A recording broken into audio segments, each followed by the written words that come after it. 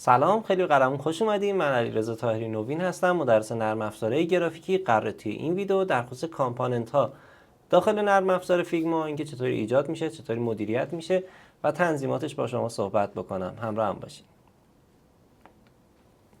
خب کامپوننت ها در نرم افزار فیگما به المان هایی گفته میشه که میخوایم از هر کدوم در جاهای مختلفی از دیزاین خودمون استفاده کنیم.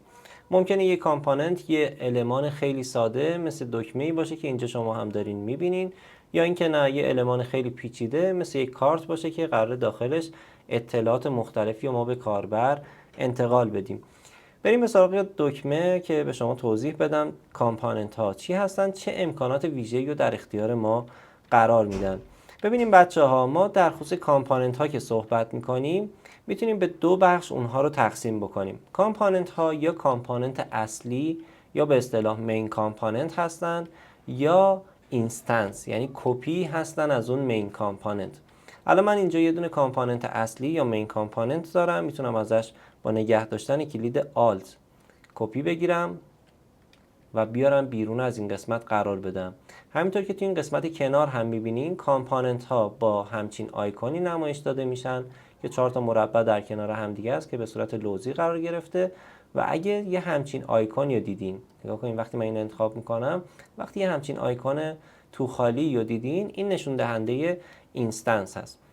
اینستنس ها برگرفته از مین کامپوننت هستن، یعنی تنظیماتی که ما توی مین کامپوننت اعمال میکنیم، مثل رنگ، استروک، مثل گردی گوشه ها، مثل تک تک آپشن هایی که داخلش هست، مثل متن، آیکون، فونتی که اون متن داره و باقی موارد، همه اینها منتقل میشن به اینستنس و شما میتونین هر زمان که نیاز داشتین یکی از ویژگی های اصلی اون دکمه یا هر المان و کامپوننت دیگه که داریم در موردش صحبت میکنیم و تغییر بدین، کافیه که بریم به سراغ مین کامپوننت اونو تغییر بدین. توی اینستنس هم این تغییر اتفاق میفته. بیایم با هم دیگه ببینیم. مثلا داخل همین دکمه اگه من بخوام متنی که این داخل هست یک فونت دیگه داشته باشه، کافیه من بیام از این قسمت انتخابش بکنم. بعد از اینکه انتخابش کردم، کافیه که بیام و فونت جدیدی که دوست دارم رو بهش بدم. فرضاً میرم پایین، یه فونت جدیدی رو انتخاب میکنم و همینطور که شما هم میبینین توی اینستنسی که از اون مین کامپوننت ایجاد شده، میبینیم که این فونت میاد و قرار میگیره. خب کنترل زد میزنم برگرده به حالت اولیه.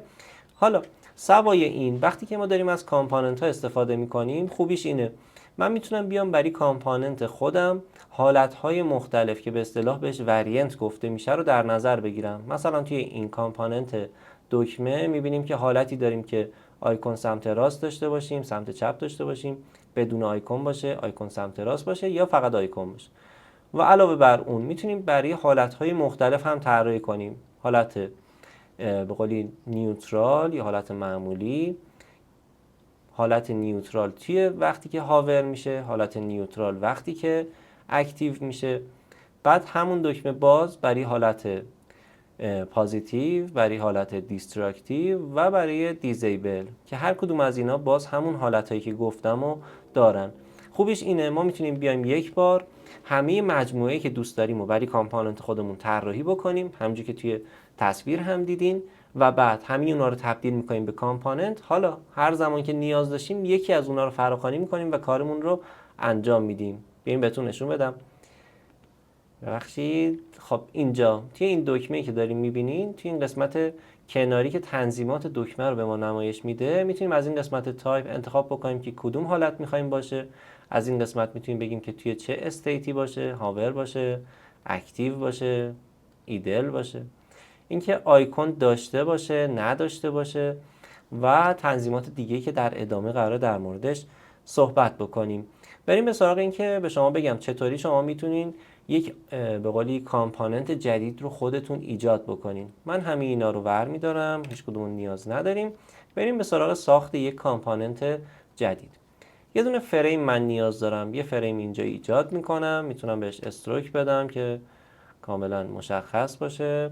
یه مقداری گوشش رو گرد میکنم به این صورت. یه متنی داخلش نیاز دارم که فرضاً همین دکمه‌ای که هست می‌نویسم باتون به این صورت، و آیکون هم نیاز دارم. یه مجموعه آیکون از قبل آماده کردم. یکی از آیکونایی که اینجا هست رو کپی میکنم و باز میام داخل همین فریمی که هستش اینجا پیستش میکنم. حالا کافیه تنظیمات اتولیوت رو هم به این دکمه بدم، تنظیمات دلخواهم رو روش اعمال میکنم، مثلا یه همچین چیزی اینطوری و مثلا یه همچین حالتی به نظرم مناسب میاد. فونتش رو هم به فونتی که دوست دارم تغییر میدم، مثلا میتونم روی مدیوم بذارم و اندازش رو یک کمی بزرگتر میکنم. البته اندازه هایی که اینجا من گذاشتم اندازه استاندارد دکمه نیست، صرفا به جهت آموزش. همراه هم باشین تا کامل متوجه بشین میخوام چیکار بکنم. خب اول میام یه فریمی به این صورت همینطور که شما مشاهده کردین آماده میکنم. توش یه متن، دو تا آیکون که یکی سمت چپ باشه یکی سمت راست داخلش قرار میدم، اتولیوت رو هم بهش میدم. و حالا برای اینکه من بخوام این دکمه‌ای که ایجاد کردم رو تبدیل بکنم به یه دونه کامپوننت، کافیه که یکی از این چند تا راهی که بهتون میگم رو انجام بدین. راه اول اینه که روش کلیک راست بکنیم و از این قسمت کرییت کامپوننت رو انتخاب بکنیم. راه دوم اینه که بعد از اینکه فریم رو انتخاب کردیم از این قسمت بالایی روی کرییت کامپوننت که اینجا آرمش هم به این صورت کلیک بکنیم. راه سوم هم اینه که کلیدهای ترکیبی کنترل آلت و کی رو بزنیم که توی مک میشه آلت که میشه آپشن کامند کی، که اینا رو وقتی بزنین کامپوننت برای شما ایجاد میشه. این ایجاد کردن کامپوننت. حالا قدم بعدی اینه که ما چطور میتونیم تنظیمات کامپوننت رو روش اعمال بکنیم.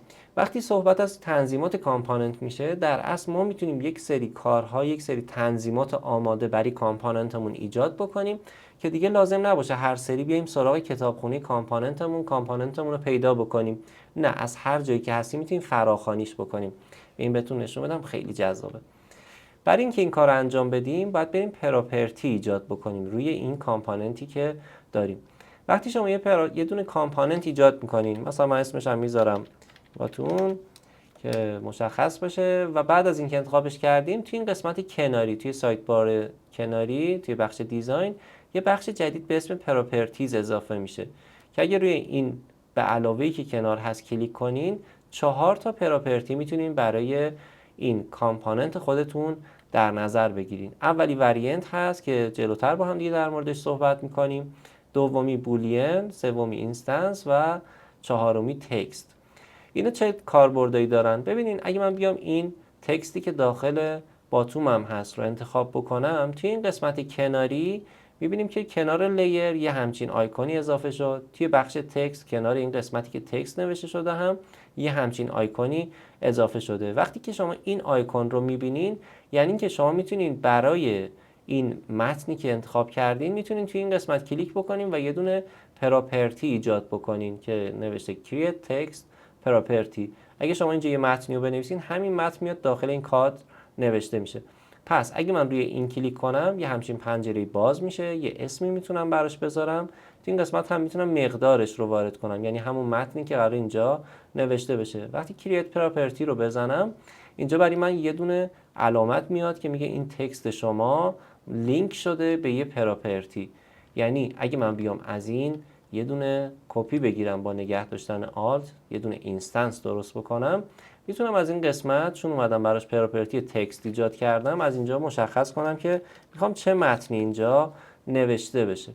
این از این. بریم سراغ دومی پراپرتی که ما میتونیم ایجاد بکنیم پراپرتی به اسم بولین چه کاری انجام میده؟ ببینیم بچه‌ها، ما وقتی یه دونه از این لایه هایی که اینجا داریم رو انتخاب میکنیم توی قسمت لیر اینجا یه دونه چشم قرار داره که اگه من روی این کلیک کنم از حالت نمایش خارج میشه و اگه دوباره بزنم به حالت نمایش برمیگرده. بولین به ما همین امکانو میده. من میتونم بیام هر کدوم از اینا رو که خواستم انتخاب بکنم و بعد بیام از این قسمت لیر روی این کرییت بولین پراپرتی کلیک بکنم. حالا کاری که انجام باید بدیم اینه که یه اسمی براش بذاریم. مثلا اینجا میذارم ال آیکون که به اصطلاح لفت آیکون من باشه. مقدار و ولو وقتی روی ترو باشه یعنی که چشمش اینجا فعاله، یعنی این آیکون برای ما به حالت نمایش هست. اگه روی فالس بذاریم برعکسه، یعنی از حالت نمایش خارج میشه. روی ترو میذارم، کرییت پراپرتی رو میزنم، همینطور که اینجا هم باز مشاهده میکنین مجددا یک کادر بنفش رنگی ظاهر میشه که داخلش نوشته شو ال آیکون، یعنی این لینک شده به پراپرتی شو ال آیکون. حالا من میتونم بیام این یکی آیکون رو هم انتخاب بکنم، مجددا از این قسمت لیر روی این کرییت بولین پراپرتی کلیک بکنم. اگه بخوایم همزمان هر دو تا آیکون ما برن و بیان، بعد روی این اولی بزنیم، یعنی این آیکون سمت راست رو هم لینک بکنیم به همون پراپرتی که برای قبلی درست کردیم. اما اگه نه بخوایم این یکی آیکون خودش مجزا برای خودش یه دونه پراپرتی داشته باشه و بتونیم به تنهایی ببندیمش و بازش بکنیم، کافیه که روی کرییت پراپرتی کلیک بکنین. این دفعه اسمش رو میذارم آر آیکون به این صورت. حالا برگردیم سراغ اینستنسی که داشتیم. ببینین توی قدم اول اومدیم برای تکستش یه دونه پراپرتی ایجاد کردیم که اینجا مثلا نوشتیم کلیک، یه هیر هم می‌نویسم که مجددا تغییراتش رو ببینیم. توی بخش پایین‌تر دو تا براش اومدیم پراپرتی بولین اضافه کردیم که از این قسمت میتونیم هر کدوم از آیکونا رو که خواستیم فعال یا غیر فعال بکنیم. برای متن هم میتونستیم همین کار رو انجام بدیم. خب بریم سراغ قدم بعدی. قدم بعدی یا پراپرتی بعدی که ما میتونیم ایجاد بکنیم پراپرتی به اسم اینستنس سواب. ببینین من آیکونی که اینجا دارم و رفتم از بخش کامپوننت، از این قسمت یه دونش آوردم که همشون هم داخل یه دونه سکشن قرار دارن. حالا اگه من برگردم اینجا میتونم بیام از این قسمت، ببینیم وقتی آیکون رو انتخاب میکنیم چون خودش یه دونه به قولی اینستنسیه که از یه دونه مین کامپوننت برگرفته شده که چند تا مین کامپوننت دیگه هم در کنارش قرار داره. من میتونم روی این کلیک بکنم. بعد از اینکه کلیک کردیم هر کامپوننتی که شما انتخاب بکنین توی این قسمت به شما کامپوننت های دیگر رو هم نشون میده که شما میتونید بینشون جابجا بشین. یعنی فرقی نمیکنه اگه مثلا من بیام توی قسمت پلیگراند که همین صفحه ای است که داخلش دارم کار میکنم، دکمه رو به من نمایش میده. یعنی من حتی میتونم الان بیام دکمه رو فراخوانی کنم و اینجا قرار بدم، منتها چون خود این دکمه دقیقا همون کامپوننت هست نمیاد داخل اینجا قرارش بده، باید یه کامپوننت دیگه ای باشه تا بیاد اینجا قرار بگیره. کاری که من میخوام انجام بدم اینه که میخوام برم از بین آیکون های دیگه این کار رو انجام بدم، یعنی از آیکون های دیگه بیارم و اینجا قرار بدم. برای این کار میتونیم خیلی راحت از اینجا کلیک کنیم، هر کدومی که دوست داشتیم بیایم اینجا قرارش بدیم. کاری که میخوایم انجام بدیم اینه که میخوایم این عملیاتی که داریم اینجا انجام میدیم و به عنوان یک پراپرتی تعریف بکنیم.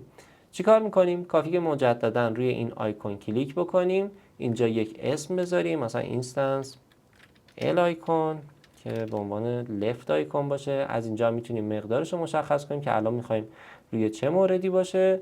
اینجا هم میتونین آیکون هایی که پریفر شما هست، یعنی به قولی شما انتخاب میکنین که چه آیکونایی رو میخواین اینجا بذارین. البته پریفر یعنی یک پیشنهاده، یعنی شما فرضاً میخواین اینجا 2-3 تا آیکون در نظر بگیرین که این 2-3 تا آیکون فقط توی این باکس قرار بدین. اما اگه نه میخواین از بین آیکون استفاده بشه، لازم نیست اینجا چیزی رو قرار بدین. کرییت پراپرتی رو من میزنم. حالا اتفاقی که افتاد اینه که علاوه بر این که من میتونم آیکون سمت چپ رو به قولی باز و بسته بکنم، از اینجا میتونم انتخاب بکنم چه آیکونی دوست دارم اینجا قرار بگیره، که اگه شما تعداد این آیکونا رو بیشتر بکنین میتونین انتخابای بیشتری هم داشته باشین. چقدر جواد خیابانی طور شد. برای آیکون سمت راست هم من همین کار رو مجددا انجام میدم. میام از اینجا اینستنس آر آیکون می نویسم که بدونم قرار چی باشه و مجددا کرییت پراپرتی رو میزنم. اینجا همینطور که میبینین یه دونه اینستنس لفت داریم، یه دونه آر داریم.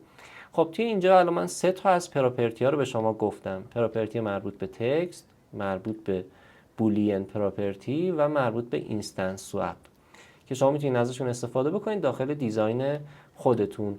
مورد بعدی که وجود داشت پراپرتی به اسم وریانت. همونطور که در قبل دیدین یه دونه بخش داشتیم که به اصطلاح بهش کامپوننت ست گفته میشه و داخلش یه تعداد به قولی وریانت قرار داشت. الان میخوایم همون کار رو انجام بدیم. ببینید بچه‌ها این الان یه دونه کامپوننته. اگه من اینو انتخاب بکنم میتونم بیام براش وریانت یا حالت‌های ثانویه و حالت‌های بیشتر رو در نظر بگیرم. برای این کار میتونیم چند تا راهو بریم. راه اول اینه که من روش کلیک راست بکنم، بیام از قسمت مین کامپوننت اد وریانت رو کلیک بکنم که در این صورت میاد یه دونه وریانت جدید اینجا ایجاد میکنه. راه دوم اینه که از این قسمت بالایی روی این علامت اد وریانت کلیک بکنم، مجدد همون اتفاق میافته. و راه سوم اینه که از این قسمت وریانت رو ایجاد بکنم. بعد از اینکه این کار کردین، خود این آیکون، خود این دکمه تبدیل میشه به اولین وریانت شما و بعد از اینکه روی این گزینه کلیک بکنیم وریانت جدید ایجاد میشه. خب برگردیم. من برمیگردم، میخوام یه راه خیلی باحالتر و خیلی جذابتر رو به شما بگم. ببینیم بچه ها، ما توی فیگما سیستم نامگذاری اسلش داریم. حالا این سیستم نامگذاری اسلش یعنی چی؟ اگه من بیام از همین کامپوننتی که دارم یه دونه کپی بگیرم، اینو روش کلیک راست میکنم، دیتچ رو میزنم، یعنی تبدیلش میکنم به یه دونه فریم معمولی. این الان دیگه متصل به این کامپوننت نیست، یعنی مثل این یکی اینستنس مربوط به این مین کامپوننت نیست، یه دونه فریم خیلی معمولیه که داخلش چند تا بخش قرار گرفته. حالا میخوام بهتون سیستم نامگذاری اسلش رو بگم. اینو من میارم کنار که با هم دیگه ببینیم چه اتفاقی قراره بیفته.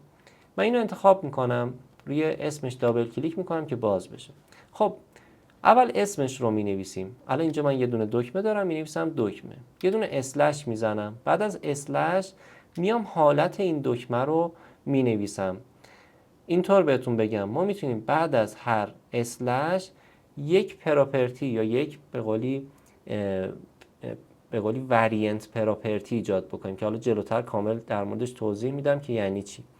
میام اینجا اسمش رو مینویسم، مثلا میگم که این دکمه مثلا پرایمری منه، دکمه اصلی منه. یه دونه دوباره اسلش میزنم، توی این قدم میگم که این دکمه الان توی حالت مثلا ایدله، حالت به قولی اتفاقی هنوز روش نیفتاده، نه دکمه روش به قولی نه موس اومده روش هاور کرده، نه پرس شده، نه اکتیو، هیچی، ایدله.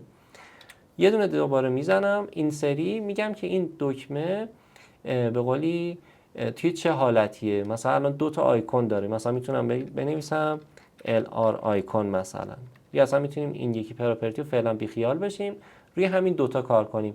خب چی شد؟ اسمش شد باتوم، حالتش شد حالت اولیه و استیتش هم توی حالت ایدله.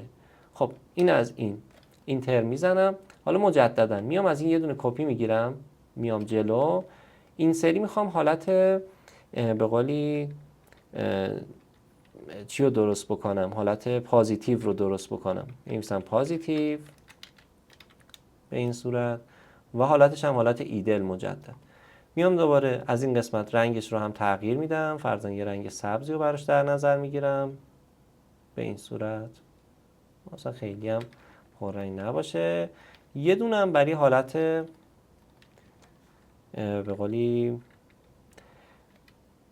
دیستراکتیو براش ایجاد میکنم. اینجا هم یه دیستراکتیو به این صورت که رنگش هم باید تغییر بکنه به رنگ مثلا قرمز. حالا ببینین اتفاقی که میفته چیه. البته الان حواستون هست که همشون توی حالت ایدلن، یعنی برای حالت هاورشون هم ما میتونیم طراحیمون رو انجام بدیم. میام اینجا رو می‌نویسم هاور، کپیش بکنیم دیگه، دوباره ننویسم هاور، اینم هاور. بعد برای همشون میخوام یه دونه رنگ سیاه زیرشون ایجاد بکنم که برای این کار میام از افکت استفاده میکنم. بلورش رو صفر میکنم، میگم یه مقدار بیاد کنار به این صورت، یه مقدار بالاتر و از این بخشم میگم که 100% باشه، یه همچین حالتی. اینم حالت هاور. حالت دیگه هم میشه ایجاد کرد، اما فعلا روی همینا میخوایم کار بکنیم. حالا بعد از اینکه انتخابشون میکنم، ببینید چی کار انجام میدم. میرم از این قسمت بالایی، به جای اینکه روی کرییت کامپوننت بزنم، روی کرییت کامپوننت ست کلیک میکنم. حالا اتفاقی که افتاد، اگه این کامپوننت ست رو انتخاب بکنیم، همینجوری که دقت میکنین توی این قسمت میاد و دو تا پراپرتی برای ما ایجاد میکنه. دقیقاً همون پراپرتی هایی که ما در نظر گرفته بودیم. یه دونه پرایمری و به قولی حالت پرایمری پوزیتیو و دیستراکتیو بود، یه دونه هم حالت ایدل و حالت هاور. خب اگه من بیام یه دونه از اینا رو کپی بکنم پایین قرار بدم، توی این قسمت میتونیم این پراپرتی ها رو ببینیم. پراپرتی 1 و 2 که از اینجا من میتونم حالتش رو تغییر بدم، بگم دیستراکتیو باشه، پوزیتیو باشه یا به قول ایدل باشه. ایدل از اینجا، هاورم از این قسمت. میبینیم خیلی راحت میتونیم بینشون جابجا بشیم. پس اینم راهیه که ما میتونیم با نامگذاری اصولی بیایم و برای کامپوننت هامون وریانت ایجاد بکنیم. خب همین کار ما میتونستیم از اینجا هم انجام بدیم.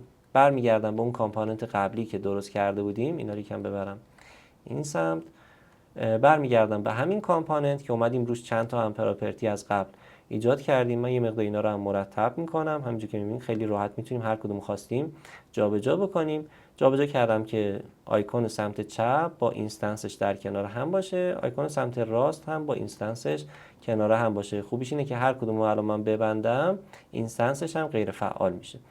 خب برگردیم اینجا، بریم سراغ وریانت ایجاد کردن. کافی بود که اینجا کلیک کنم و وریانت رو انتخاب بکنم. بعد از اینکه وریانت بزنین یه همچین علامت اینجا اضافه میشه، کافی اسمش رو بنویسین. مثلا میتونم بزنم استیت، میخوام حالت هاور و باقی موارد رو ایجاد بکنم. اینجا اسمش هم میذارم ایدل، ایدل اینجا مینویسم.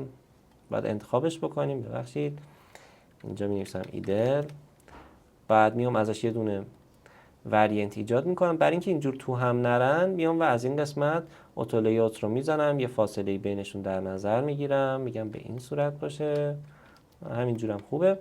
و حالا حالت هاور رو براش ایجاد میکنم. مجددا از افکت از اینجا میام میگم بلورش 0 باشه، 100% باشه، یه مقداری هم بره این سمت به این صورت. الان این یکی رو انتخاب بکنم، اینجا میتونم استیتش رو به هاور تغییر بدم و الان من این دکمه‌ای که داشتم میتونم انتخابش بکنم و حالتش رو بین هاور یا ایدل جابجا بکنم.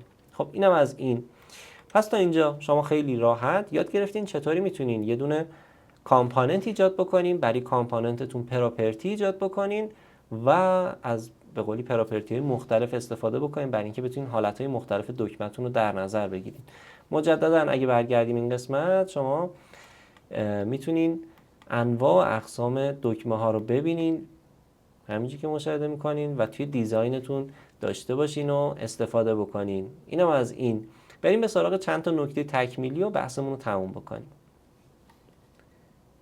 نکته که در خصوص کامپوننت ها وجود داره، ببینید وقتی ما یک کامپوننت داریم، همینطور که اینجا هم داریم مشاهده میکنین، این بخش من نیاز ندارم پاک میکنم.